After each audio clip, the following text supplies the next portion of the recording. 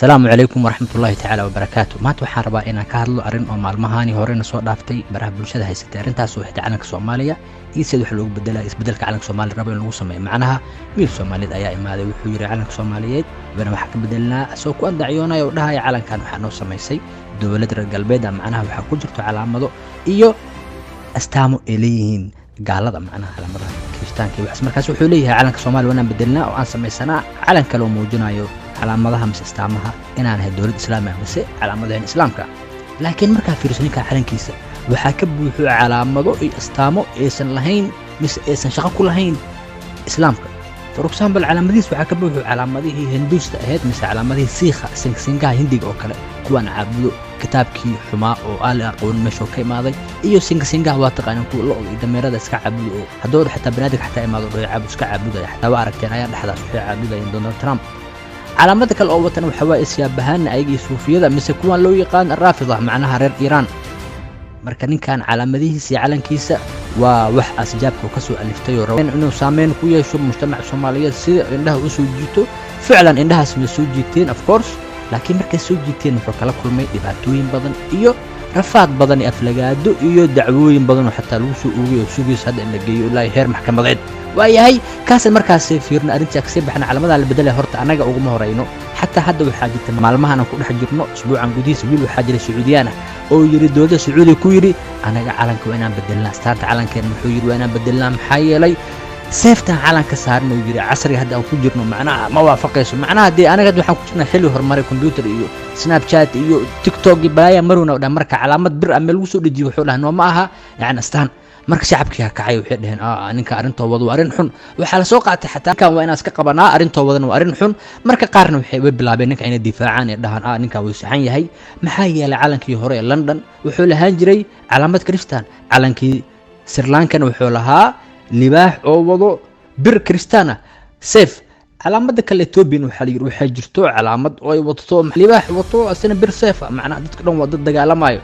adduunku horumaray calankan wuxuu noo keenayaa dhibaato dadka adduunkan waxay leeyihiin inaga aaminsan yihiin anaga inaan nahay dawlad mutashaddidiin oo dadka macnaha ku soo islaamiso safe macnaha qofka noqonin muslim safeta lagu garaacaya maxaa yeelay calanka Sacuudi wuxuu soo maray marxaladooyin badan marka waxaan rabaa hadda inaan sii galo calaamada adduunka horta maxay ahaan jireen iyo arintan Safwan macnaha taakay arintiisana maxay tahay calaamadan horta maxay ahaan jireen anagana calankeena soo ahaan jiray wixii ka horeeyay 1960kii macnaha intaysan imaan dawladdan lahayd Soomaaliya magaceena muxuu ahaan jiray calankeena soo ahaan jiray sidaan ognahay adduunka waxa jiri jireen quwada yar quwadaasna waxa la jiray Roomaanka iyo Al-Furus kadibna waxa soo baxday quwadii ad-dawlad islaamiyya Umayyah wal Abbaasiyya hadana sii badatay Al-Faatimiyya hadana sii bateen ilaa adduunka la qabsaday si u soo socotay waxayna u ekeysay ilaa dawladda ugu dambeysay ee shan lahayd ad-dawlad Uthmaniyya boqortooyada Uthmaniga ahayd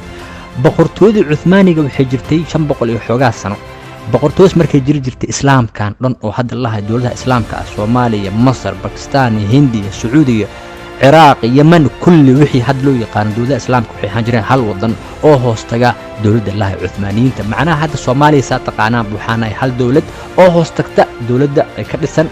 fila Soomaaliya Muqdisho taas hoostagi jirnay waan hoostagnay ilaa hadda marka adduunkan waagi hore wuxuu hoostagi jiray dawladda islaamiga khaasatan waxay hoostagi jireen dawladda ka dhisan Istanbul si u socoto dawladda islaamiga Istanbul ka halka calan lahaan jirnay calankan sidaan ah sida saas ahaan jirnay adduunkii waxa imaadeen quwado waa taqaaniin oo nacab dawladda islaamka in lugteeda ku istaag ilaa hadda waa taqaaniin mar rab islaamka lugiis ku istaago maxaa yeelay waxa jirta ujeedo oo laga leeyahay islaamka inuusan islaamka lugiis ku istaagin marka waxa dhacday in dawladdaas islaamiga ahayd oo laha magaceeda al-Uthmaniyiinta la kala furfuro sida loo kala furfurna waxay tahay dawladdaas wixii ka horeeyay 1882 waxay ahaan jirtay hal dawlad oo hal astaan leh laakiin 1884 wixii ka bilowday dawladda Uthmaniyiinta waxay noqotay dawlad daciif ah maxaa yeelay dad ayada ku dhex jiro gudaheeda macnaha oo xubnaheeda soo jeestay oo rabay inay burburiyaan kuwaas oo shaqeynayay oo adeegayay dawladda Ingiriiska sida hadda ay yihiin dani iyo madoobe iyo quwadaha nacab islaamka iyo yahuudka markaasna aanan ahayn dawlad 1917 ayaa la sameeyay waxa la yiraahdo calamo ayaa la sameeyay waxa la yiraahdo xuduudo wixii intaas ka horeysay maysan jiri jirin adduunkan waxa la yidhaahdo xuduud mise calamo oo aan ahayn calanka ingiriiska iyo calanka raashiya iyo calanka faransiiska iyo calankan dowladda cuthmaaniyiinta ah iyo calamkan kale oo ka jiray chineeska iyo mogoolka laakiin ka hor waxaa ahaan jirin kulligeen hal calan dowladaha islaamku hadda aad taqaanaan oo ku yaallo bariga afrika ilaa iyo asia ilaa iyo qaarkood xataa ay ku yaalaan ilaa yurub waxay hoostegi jireen dowladdii cuthmaaniyiinta intaysan burburinna waxaa la soo dhisay qorshahaasoo lagu kala qaybsanaayo dowladahan islaamiga ah oo hadda loo yaqaano ciraaq falastiin baxrayn masar sacuudiga imaaraadka marocco waa taqaaniin iyo soomaaliya dowladahaas meeshaas ka jiray ayaa waxaa la soo aas-aasay qorsho oo ayaga lagu kala qaybsanaayo macnaha ayaga waxay ahaan jireen dowladaha meesha ka jiro gobollo hoos tago dowladda cuthmaaniga marka waxaa lahay niyaho dhul weyn waaye aan kala qaybsanno maxaan samaynaa waaye boqorkaan horta aan casilno boqorkii dhexdiisa dadka ku jira dowladdiisa lagu diray cadad badanaa loo sameeyey boqortooydii way jajabtay markaas waxaa ka faa'iidaystay oo la soo diray laba nin mid wuxuu ahaa faransiis midna wuxuu ahaa ingiriis waxaa la soo diray inay sameeyaan wax la lahaayo baaritaan oo lagu samaynayo dhulkii xukumaysay boqortooyadii cuthmaaniyiinta nin ingiriis ah oo jaga sare hayay oo magaciisa la dhihi jiray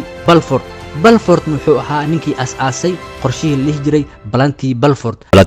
waxay ahayd in la jarjaro dowladda islaamka markaas jirtay cuthmaaniyiinta dowladdaasna oo laga dhigo gobolladii raacsanaa dowlado oo hoostaga dowladda ingiriiska mise maamulka oo loo yaqaano almasooniya alcaalamiya way jarjareen wayna kala qaybiyaan waxayna samaysteen madax mise hogaamiyaal mise boqortooyo oo hoostaga almasooniya alcaalamiya macnaha sidii israel oo kale macnaha waddankan waa la qabtay waa la jarjaray wuxuu noqday keeg oo kale toorto mise doolasho meel taal oo kale ayaa loo kala qaybsaday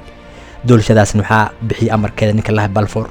israa'iil macnaha yahuud in loo sameeyo dowlad ayaga u gooni ah oo wadankii la dhahayay falastiinna laga qaado carabtii islaamkii lahaa oo lagu wareejiyo yahuudi sidaasay ballanta ahayd wayna dhacday waa sida had soomaaliya loo socdo in laga dhigo dowlada badan oo calan badan leh waana qorshahooda waxayna keensadeen dad ayaga amarkooda qaadanaya macnaha waxaa la casilay boqorkii waxaa la keenay askar iyo ciidamo iyo dowlad oo raacsan dowladda lahayo nidaam alcaalami macnaha the wall new order intaysan dhicin dowladda cuthmaaniyiinta 1881 waxay ahayd dowlad daciifaysa oo si daciifas markaasna waxaa xukunka qabsaday suldaankii qaaliga ahaa cabdilxamiid oo isku dayaya dowladdan oo sakaraadka ah oo xanuunsan oo dhimo rabto inuu badbaadiyo wax walba uu sameeyey laakiin nasiib daro cabdilxamiid dowladdiisa waxaa ku jiray rag wasiiradiisa ah oo taabacsan wax la yidhaahdo almasooniya alcaalamiya oo markaas aas-aasmaysay macnaha markaas waxaa bilaabanaya wax loo yaqaano almasooniya alcaalamiya kuwan hadda adduunka qabsaday oo la yidhaahdo almanaatiga dowladdii cabdixamiid waa la qasay waxaa soo baxay nin oo magaciisa la yidhaahdo 1908 al-shariif xuseen bin cali waxa waaye waa boqorka hadda haysto urdun awowgiisa marka arrimaha lagu aas-aasay furfuritaanka mise kala dirka dowladda cuthmaaniyiinta waxay ahayd boqoradda ingiriiska ayaa waxaa u tagay al-shariif xuseen bin cali al-shariif xuseen bin cali wuxuu ahaa ashraaftii oo reer marka wuxuu ka soo jeedaa familka cali bin abi taalib macnaha waxay ku adduucyoodaan oo leeyihin anaga waxaan ahay ilmihii xuseen iyo ilmihii faatuma bint rasuulillah ninkaas ayaa wuxuu ahaa nin ka mid ah baarlamaanka turkiya markaas wuxuu ahaa mudane xildhibaan baarlamaan oo ka mid ah baarlamaanka alcaalam alislaami oo ku yaala dowladda turkiga oo caasimadeedna ahayd istanbul sida hadda u tahay muqdisho caasimadda ummadda soomaaliyeed ayaga dhan waxay ahaayeen dad taabacsan oo raacsanna gobol mise gobollo ka mid ah dowladda cuthmaaniyiinta ninkan markuu tagay baarlamaankaas sidoo ugu mid ahaa wuxuu qorshaystay inuu baxo ingiriiska oo tago ingiriiskii markuu tago wuxuu la kulmay niman siyaasiyiin ah oo u shaqeeyo mise ka shaqeeyo wakaaladda sirdoonka ingiriiska oo la yidhaahdo the Scotland Yard ninkan marka waxaa laga dhaadhiciyey in boqoradda ingiriiska oo la kulmo boqoradda ingiriiska Victoria ayuu la kulmay Victoria markaas waxay naag adduunka xaraan ku haysato waxay tiri adigoo ah ilmihii Xasan iyo Xuseen Faatimana ee tahay ayadaada calin uu yahay awowgaaga adigoo ah bani Haashim macnaha Qurashi warar Quraysha sidoo ku xukumayaa nin aan carab ahayn afcaluna ku hadlaynin oo la yiraahdo Cabdilxamiid sidee idinku tali karaan dowlad aan ku hadlaynin afkiin carabiga idinku islaam ah oo af carabi ku hadlaayo ilmihii Maxamed ah oo awowgiin uu yahay Ali bin Abi Talib ninkii sidii uu xanaaqay markuu soo laabtay oo Istanbul uu ku laabtay baarlamaanka dhexdiisa wuxuu ku sheegay inuu yahay musharax oo soo sharaxayo xilka gobernatoraha gobolka Al-Hijaaz macnaha Makka al-Mukarrama meeshii yaa loo ansixiyay Cabdilxamiid sultaankii qaaliga ah wuxuu yiri xaq bay u leeyihiin meeshan waxa ka soo socoto yiri towrad miskacdoon arrintan xumaad doontaay carabtan intaysan kicin waa inaan sidii rabaana u sameeyaa ninkii lahay Shariif Xuseen bin Ali oo ah boqorkan hadda haysto Jordan awowgiisa waxaa loo dhiibay gobolkii Makal Mukarrama meeshii uu qabsaday meeshii wuxuu ka bilaabay qorshe ah inuu kala diro dowladdan islaamiga inuu sameeyo kacdoon carabti inuu kiciyo dhaho waa inaas ka dhicinaa dadkan atraakta ah maxaa yeelay aniga waxaan ilmi Xasan iyo Xuseen waa inaas ka dhicinaa dadkan oo anaga wadankeena xureysana meeshaas waxaa ka bilaabatay kacdoon oo loo yaqaano kacdoonkii carabta waa sida hadda Soomaali ay tahay ee dhahaan anor Puntland anor Somaliland anor Jubbaland anor Hargeysa soo imaamulaya qof Muqdisho ka imaaday soo imaamulaya qof aan ka mid ah magaaladeena macnaha sida Soomaalida ay ku socoto waa sida Turkiga ay ku soo socotay ku soo baabaaday dowladda Islaam calaamada ku baabaaday dowladda Islaamiga Uthmaniyiinta Abu Anigi iyo Turkiga iyo Uthman isku meel maruna 1908 bishii Agosto waxaa halkaasi la casilay sultaankii qaaliga ahaa Cabdulxamiid oo meeshaasna waxaa laga qaaday shaqadii meeshuu hayay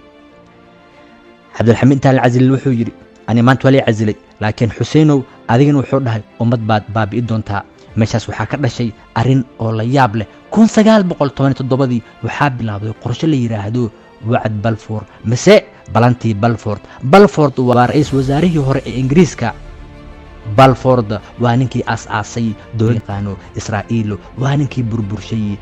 dowladda Uthmaniyiinta Balfour wuxuu la heshiiyay laba nin ayuu keenay Mark Sachs iyo George Biko magacooda adduunka lagu yaqaan wuxuu yahay xankay ku yihiin Sachs Biko waa laba nin adduunka jarjaray oo qaaradda adduunka kala gogooyay keega adduunka u yaalay waa laba nin oo yaqaan sida keega loo qaybiyo adduunka ka dhigay keeg ay kala qaybsanayaan xataa markaa maqasho Soomaali badan oo isqabsanaya soo dhehayso aniga meel hebel degno meel hebel mise meeshaas xuduudii Ingiriiska oo sameeyay waayay xuduudahaas ku haystaan Soomaaliyeey oo waqooyi koonfur ilaa bari ilaa galbeed Ingiriiska wuxuu sameeyay maahe waa labada nin labadii xuduudaha noo sameeyay aniga xataa kala qaybiyay waa Sachs Biko aflaamtay sameeyeen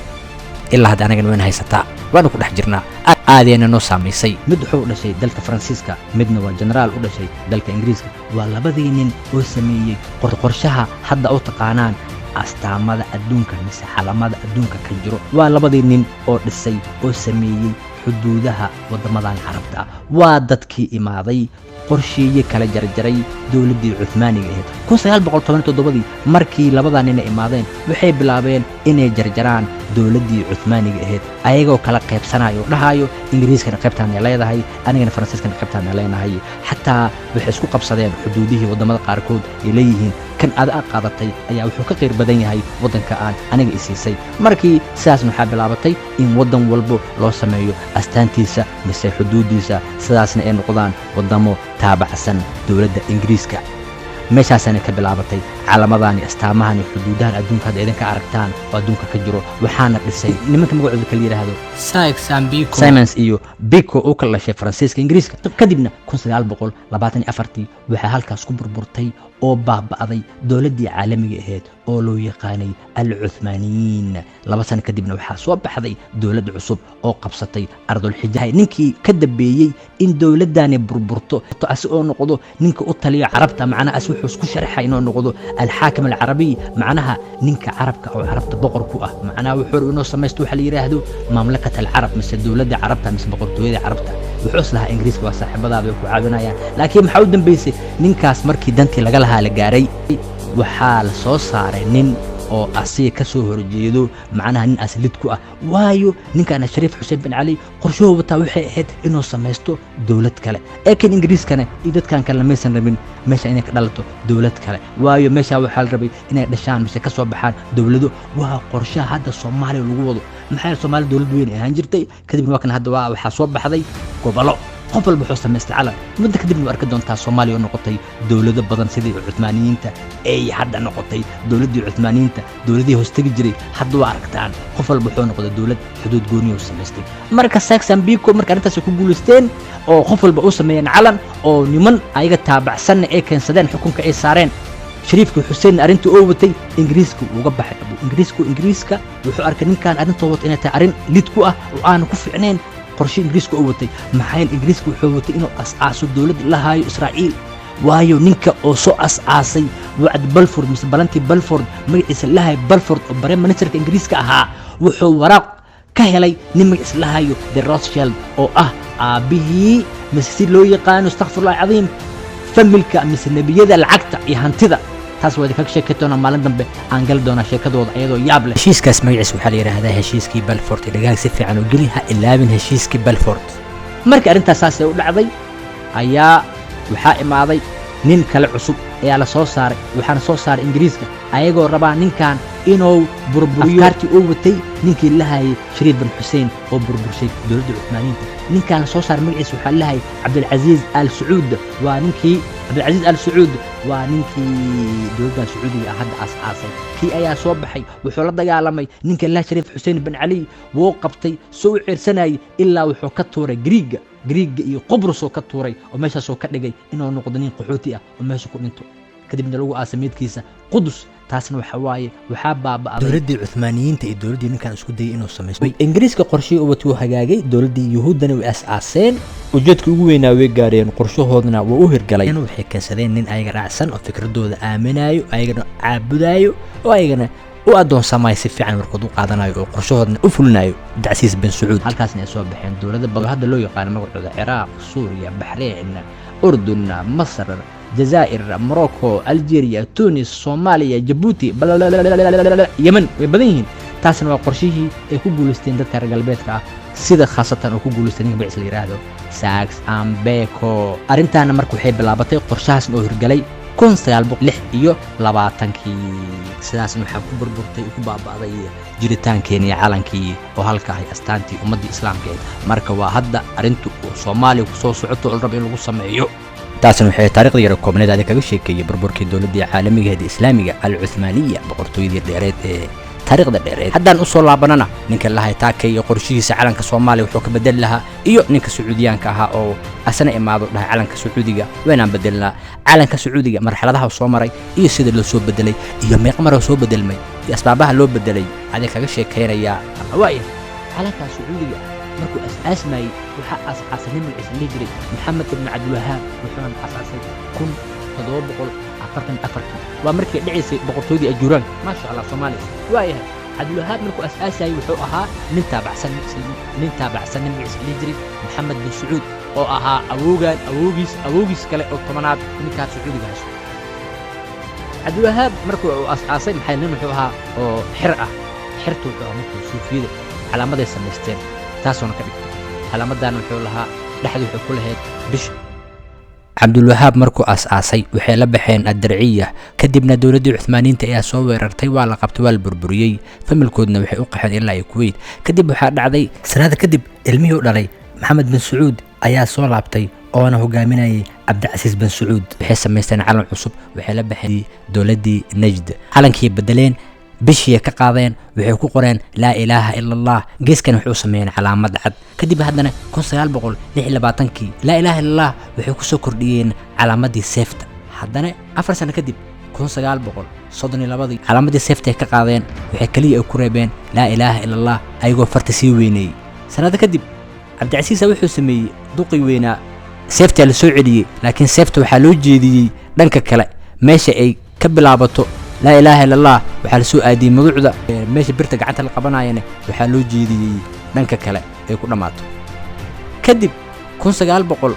تضباطا إيو نينك الله مركو إماضي كينج فيصل أي علن كي بدلي إنه وحو كسوع علي سيدي سهرو هانجري على مدي أي دنك كانوا كقاضي دنك كله أوريجي معنا بدحي هانجري مدك لو كدقي وحو كالو سمية ملها سانا وعلن كسعودي هذا كجرو أستانتيس هذا اللي يقانو وسيدة waxaana soo celiyay Faisal bin Abdulaziz saasoon ku bilowday calanka Sacuudiga saaseen ku burburtay dowladda Cuthmaaniyiinta saaseen ku dhamaatay shirkada caawidin hayay sidaas iyo nabadgelyo laakiin halmaami haya